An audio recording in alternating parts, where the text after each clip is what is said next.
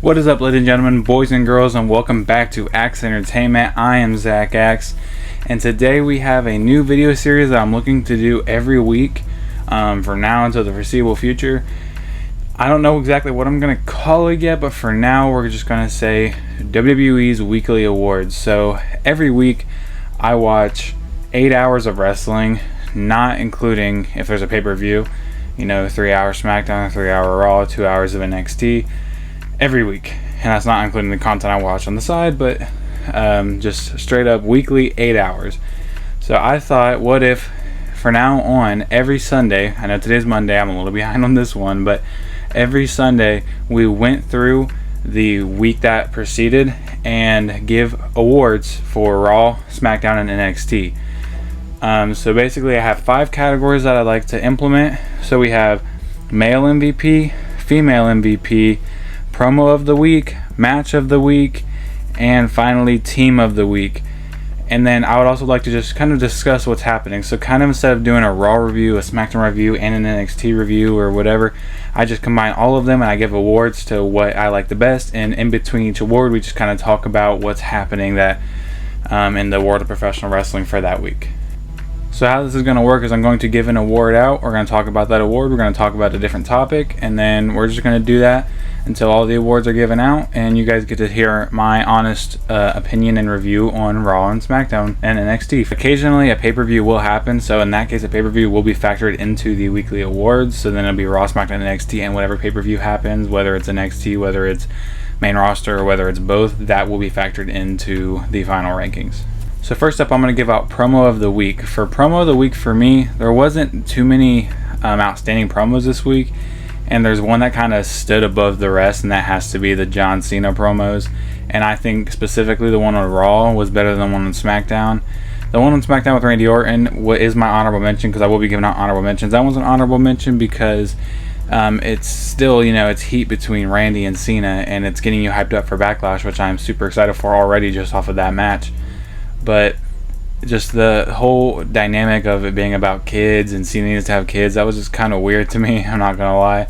So I think the one on Raw was better, where he's just shaming the audience. And my favorite part of that whole promo is when Cena brought up Cody Rhodes and the crowd booed Cody, and he was like, you guys are heartless. This guy is the guy that you guys put on your shoulders last year, and 1 year later you're booing him just because I'm here, even though I'm here talking smack about you guys.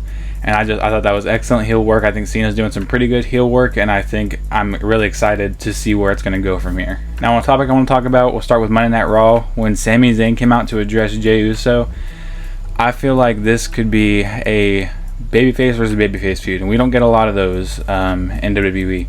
And I feel like that would be a great feud to have, because you have Jey Uso coming off of this, hardcore heel versus babyface dynamic. Like, it was like the most babyface versus heel feud you can have, and I feel like bringing him out into a face versus face Sami Zayn feud would be pretty cool. I don't want to see Sami turn on Jey, at least not right now. I would love to see them start at least with face versus face, and maybe then we can go into a heel Sami Zayn versus a face Jey Uso. Like, there's so many good heels that WWE needs to put against Jey Uso to make them look good. Like, I feel like Karrion Kross is another great one, and Shinsuke Nakamura is another great one. Guys that you don't usually see at the top level anymore, or ever, like Karrion Kross. But I feel like those need to be the guys that you elevate to face Jey Uso, so he's not just having to overcome a monster every time, and he's not constantly the underdog. Because if you look at a match with him versus Kross, or him versus Shinsuke, or him versus Sami, Jey Uso is very well not the underdog, and I feel like a Sami Zayn feud would be the perfect way to start. For my next award, I'm going to give out Team of the Week, and I did give Team of the Week to a new team that just formed. Might be a little bit cheating, but I'm going to give it to Seth Rollins, Braun Breaker, and Paul Heyman. That team is so intriguing, and I'm so excited to see where it goes. But we'll start with the honorable mentions. I got a lot of honorable mentions for this category. We'll just go ahead and start with DIY, Motor City Machine Guns, and the Street Profits getting honorable mentions. You'll see them again later in the video. You can mark my words. And I'm also going to give Fraxium a honorable mention, because they had a great match with Berto and Garza, or Angel, whatever, on SmackDown, and that was a great debut match. Kind of weird that they debuted them on SmackDown instead of Raw, but that's for another time. there's not a lot of groups that you see recently where it's just take these big guys that don't have any history at all and put them together. And you know, you're also elevating Braun Breaker at this point to superstardom, which is where he needs to be, because Braun Breaker is a future WrestleMania main eventer. He is one of the best wrestlers you have on Monday Night Raw, and you just immediately after he loses the IC title, kind of like Gunther, put him right into the World Heavyweight Championship picture. Not really heavyweight championship picture, more of the main event picture, but you get my point. And a lot of people are saying this is like more of an Evolution faction, and I do want to give out some potential guesses for who other members could be. I've seen Austin Theory thrown around a lot, and honestly that would be great, because Austin Theory is another guy that deserves to get a push, deserves to be at the main level, but is kind of having, you know, a struggle getting there. Same thing with Grayson Waller. I feel like Theory could fit it so much better, because I think Theory could flip his whole personality to be that kind of serious heel, because you know they're kind of a comedy stable, while I feel like Grayson Waller is always going to be kind of the jokester heel, kind of the mouthpiece. And I feel like in that group you do not need a mouthpiece. I feel like you need somebody like Austin Theory who's just a good solid worker. One idea that I kind of have, but I don't know if I really like it or not yet, was I would love to see down the line, not right now obviously because you have Punk and Roman in the feud with these two, but down the line I would love to see maybe like Finn Balor leave the Judgment Day and kind of join this big team, and then that could be kind of your burial of the Judgment Day, I guess, if you want to be done with the Judgment Day permanently, because you have these big names, and maybe even Becky Lynch joining, going after the Judgment Day after Finn betrays the Judgment Day and joins up with him maybe somewhere down the line. I think that'd be a good idea, but I'm just throwing that out there. I want to talk about some titles. Let's start with the women's tag team titles. What the hell? I don't think Lyra and Becky should have ever won. I didn't think Lyra and Bayley should have won if Bayley was in there in the first place. You'll go see my WrestleMania review that's coming out soon if you want to hear me talk more about that, but the idea that they won for a day, I guess, cool. Yeah, you give Becky another stint with the title, you give Lyra her first stint with the title. I don't get the point. I feel like they were just doing it for a pop now at WrestleMania, to give Becky and Lyra the titles just so they could do the pop and then the turn. I just feel like the women's tag team titles are to the point where nobody cares about them at all. Like, at least when Jade and Bianca had them and they were going up against teams like Alba Fire and Isla Dawn, there was some care in the women's division at that point because they were all tag teams, and there's just not enough women's tag teams to have the tag team title belts. And I feel like now that the mid-card titles are here, let's just get rid of the tag belts, either deactivate them completely, send them down to NXT, or just give them to Alexa and Nikki and actually let them do something as a real tag team. And I want to talk about both sets of the IC titles, so you kind of got my review of the IC women's title, what's happening there. This is just their way to get it off Becky, but I really hope Becky doesn't come in and just squash Lyra, because they've actually done good work building Lyra up to be a main event level star that I feel like after she loses the title to Becky, which we all know is going to happen, she needs to move up to fight anybody in the Raw division, because the Raw division right now is so lackluster for the women's side, with just all you have is Rhea and Io, and they're already going back to those two fighting. And I just feel like I love Rhea and Io, they're two of my favorites. You need to have some type of just diverse selection of people to fight for that women's title, and when it's just Rhea or Io whenever they don't have the title, just swapping it back and forth, it gets a little repetitive. And we need to have someone like Lyra Valkyria move up after losing the IC title to go after the Raw Women's Championship. And finally, the IC title, the men's IC title. I'm not a huge fan of Dominic Mysterio. I know some people are. I just don't think he's that great in the ring. I don't think he's a great in-ring worker, but that's just my opinion. If you don't like it, oh well, you can have a different one. But he is the Intercontinental Champion. You'll hear my thoughts about that in the WrestleMania one that's coming out later this week. And his match with Penta was okay. I feel like this is going to sound bad if you're a Dominic Mysterio fan, but I feel like having Dominic Mysterio beat Penta, whose stock is really high right now, and he could easily right now be put into a world championship match and nobody would bat an eye. I feel like that having him lose, even with shenanigans with JD returning, I feel like having him lose to Dominic Mysterio was just, I get it, you're just trying to get notches on Dominic's belt, but I'm not a huge fan of that. Next award we're going to give out is Woman MVP of the Week. So the women's division from all three brands. And I believe this is our first NXT recipient, but it's obviously going to go to Stephanie Vauquer. Honorable mention can go to Io Sky real quick. But Stephanie Vauquer, right, is already one of my favorite females in the world. She comes with Monday Night Raw, and they put her against Io Sky in a champion versus champion match. Yeah, I don't like the ending, but I feel like it was the right call to not make Stephanie or Io get pinned. And you know it would end up being Stephanie in the end. So if you want to keep Stephanie looking good, you didn't want her to get pinned by Io, then that was a good way to end it. But Stephanie had this 5-star instant classic against Io Sky on Monday Night Raw. And then literally the next day has another phenomenal match against Roxanne Perez. And both those matches were just, the Io Sky match definitely was better, but she had 2 phenomenal matches back to back. She definitely is going to win Women's MVP. Io Sky, like I said, gets the honorable mention for her match against Stephanie Vauquer, but Stephanie Vauquer 100% miles above anybody else in terms of who wins this award this week. Alright, next up I want to talk about the U.S. title picture. We have Jacob Fatu as the United States champion. I love Jacob Fatu. I love you, Fatu! I'm actually pretty excited to see what they're doing here, because Cena's not going to be wrestling on Smackdown. You don't have any other singles champions other than Fatu that's going to be there every single week. And I feel like that they're throwing all these huge names, the biggest names that Smackdown has outside of like Randy and Cena, throwing them over to the U.S. title division. I think that's awesome, because now you have Drew down there fighting for the U.S. title. You have Priest, who's probably going to be in the mix somehow.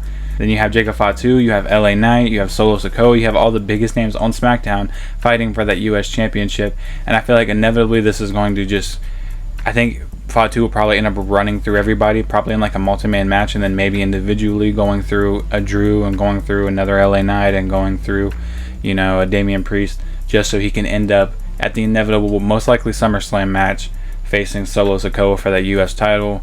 Hopefully Solo doesn't win. I feel like this needs to establish Fatu as the leader, I guess you could say, of the new bloodline, even though the new bloodline's like nothing anymore. The Rock's not there. I mean, no, I don't even know what's happening with the bloodline. But I feel like Fatu needs to be the top of the bloodline of SmackDown. And I feel like the best way to do that would be to have him beat Solo for the U.S. title somewhere down the line to retain his title.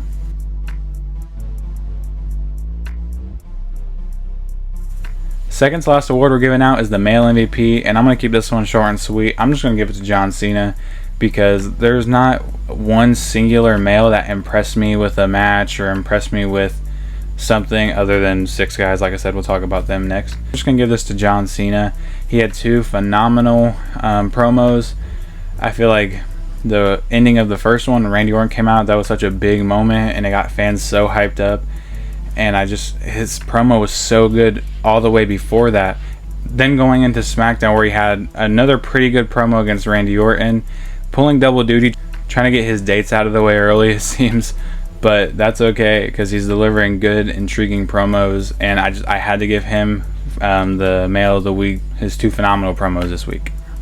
The next topic I want to talk about is the NXT Championship picture. Now, this one is always going to be a bit rocky, because we know who the champion is, and we know that championship's not going to move until Obafemi wants that championship to move, or he goes to the main roster. But it's pretty intriguing what they're doing right now, because they brought Joe Hendry out to Trick Williams and Obafemi.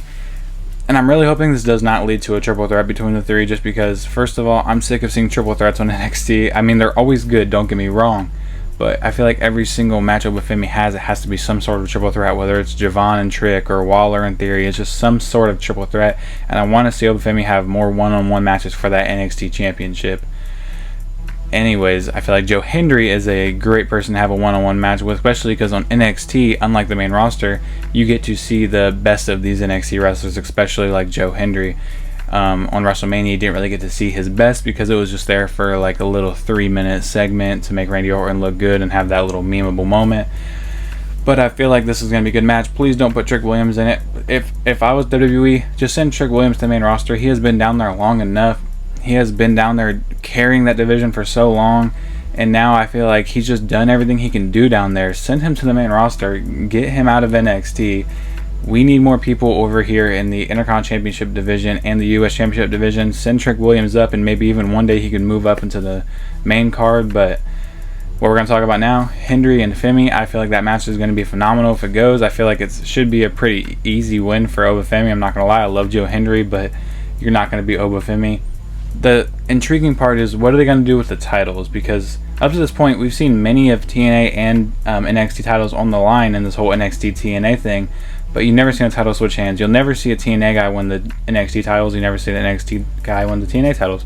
So I feel like this would be a really cool opportunity if they did, to have either Obafemi win the TNA title or Joe Hendry win the NXT title, and just show that, yeah, it can happen. That could be like the big moment. And if it's for both titles, it's going to be more intriguing, because if you just put the NXT title on the line in that match, obviously Obafemi is going to win. If you put the TNA title on the line, obviously Joe Hendry is going to find a way to win. So if you're really gonna book this like you're trying to book it, you better put both those titles on the line and be ready to give one of those guys a double championship celebration. This video's running a little long. I didn't think I was going to have to do much editing today. The next award I'm going to give out is Match of the Week, and for literally Monday through till right before the main event of Friday, it was Io Sky versus Stephanie Valkyrie. That was getting the Match of the Week. And then a little thing called a TLC triple threat tag team match happened, and oh my god, this TLC match was so freaking good. It is an instant classic. Do I think it's better than the Hardys, Dudleys, and ENC? Maybe. And that might be like, you always say that's one of the best matches of all time. Yeah, it could really be one of the best matches of all time. You have three of the best tag teams in WWE, if not the three best tag teams in WWE, and you put them in a WrestleMania worthy match on Smackdown. Don't even get me started on, it should have been on WrestleMania. Take the War Raiders and the New Day and get them off the WrestleMania card and give this match their 20 minutes on there. But I feel like at the same time, this match wouldn't have had the same atmosphere, I guess, if it had just been the second match of WrestleMania, or, you know, the third match of WrestleMania Night 2, whatever. But the giving it to the main event of SmackDown, I think, was actually kind of a brilliant move. I don't see anybody saying that, but I'm going to say it, because it gave them the main event. It gave them plenty of time, as in WrestleMania they probably would have only had 10 minutes, 20 minutes. They had almost, I think, over 30 minutes for this match. Commercial free, too, which really upped the ante, made it so much better. There's so many big spots. The super spear, calling back to the Jeff Hardy edge spear through a table this time, though. You had the super kick when Montez was stuck in there was freaking dope. Just so many chairs being thrown. There was a couple of missteps or botches. Like at one point, I think Chris Sabin and Gargano, I think it was, or Ciampa were supposed to catch themselves on the ropes, and they kind of messed up. But those spots are always iffy. You can never tell if they're supposed to catch themselves, if they're supposed to get racked, or they're supposed to fall, because they always look like they're trying to catch themselves, and then sometimes they do, sometimes they don't. So I don't know if that was a mess up or whatever, but either way, it still looked great. All six men come out looking amazing, and the Street Profits are still your champions. That match could have gone either way. They've all been champions before. It didn't really matter who won, because at the end of the day, it was going to be a great match, and I'm happy with anybody that would have won. Finally, last thing I want to talk about is the returns that we saw and what this could mean. So Rusev honestly had one of my least favorite returns. I mean, it's still cool to hear his music, but he comes out and beats up the Alpha Academy. Okay, the Alpha Academy, is that going to be Rusev's first feud? If so, okay, that's a good way, I guess, to get him started, have him beat Akira and Otis, maybe in a 2-on-1 handicap match. And I'm just excited to see Rusev back, and there's so many performers that he can have a great match with. One of my main gripes about his return is I feel like he should have had it in his theme song, even though we complain about the words in the theme song nowadays, but the Rusev Fudlia, Rusev Machka should have 100% started his theme song. That would have got such a big pop, probably a bigger pop than it would have when you just saw his name appear. But I'm excited to have Rusev back. Another return that we saw is Noam Dar on NXT. Now, honestly, this is going to sound rude, but I didn't even know he was missing. Like, I love Noam Dar. Like, I can't believe he's been with the company for this long. I think he's like the sole survivor of the Cruiserweight Classic, or like 205 Live. Like, I can't think of anybody else from 205 Live that's still there except for Noam Dar, but he's still there and he's still kicking hard.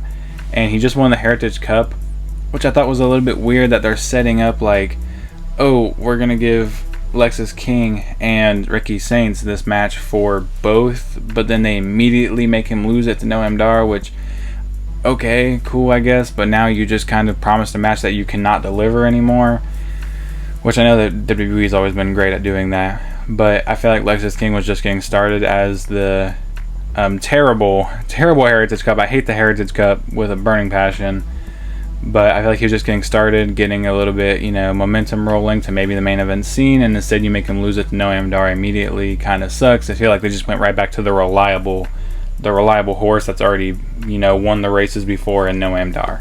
Next, we have Aleister Black, the guy I'm most excited for to be back. I love Aleister Black. He's always been one of my favorites anywhere he goes. I don't really watch AEW too much, but even when he was in AEW, I watched a couple of his matches. And in NXT, he was so good, and they wasted him so hard. And now that he's back with the Triple H regime, I hope they know how to use him. Don't put him in a tag team. He is such a good singles competitor. I don't want to see him in like a House of Black tag team. I don't want to see him in the new Evolution. I want to see Aleister Black by himself kicking ass, leading to honestly what should be a main event push. I know Smackdown right now is a little bit hard getting to the main event scene, as it's literally just John Cena and Randy Orton right now. And then whoever elevates themselves to fight John Cena will be in the main event scene, and whoever just lost will go back down. But I feel like he could be a strong contender to be a world champion, especially World Heavyweight Championship. Maybe like if he's going to be a heel, he could be a great heel for Jey Uso. If he's going to be a face, honestly, I feel like Aleister Black is good enough that he can go into a program with John Cena, even if it's just like maybe an open challenge that John Cena is like contractually obligated to give out or something funny like that, and Aleister answers it. That would be such a banger match. And Aleister versus Cena honestly is probably a dream match for a lot of people, including myself. And I'm just so excited for him to be back. Maybe the US title picture is next. Maybe the IC title picture is next. Being on SmackDown, I'm guessing it's the US title picture. But anyways, I'm really hoping Aleister Black has a great career this time, and they do not waste him like they did last time. Alright, that has been my weekly awards. I rambled for a little bit longer than I thought I was going to, but this, like I said, I want this to be a weekly series. I'm going to try to get them out Sunday. Just some stuff happened this week on Sunday and Saturday. I didn't exactly have time to get this out, but I thought this would be a perfect time to start it the week after WrestleMania, and we could do this every week until WrestleMania, and then maybe I'll decide if I want to continue doing it or not. But every week, like I said, I watch it anyways, so might as well give you guys my opinions on it here. If there's anything you guys thought I got wrong, or you guys have a different opinion on than me, leave it in the comments. I would love to hear your guys' opinions. Anyways, if there's any awards that you would like to see added to this, or if there's any awards that you thought were given to the wrong people, leave it in the comments section below. Leave a like, subscribe, and I will see you guys in the next one. Peace. I know that you probably think I asked for this.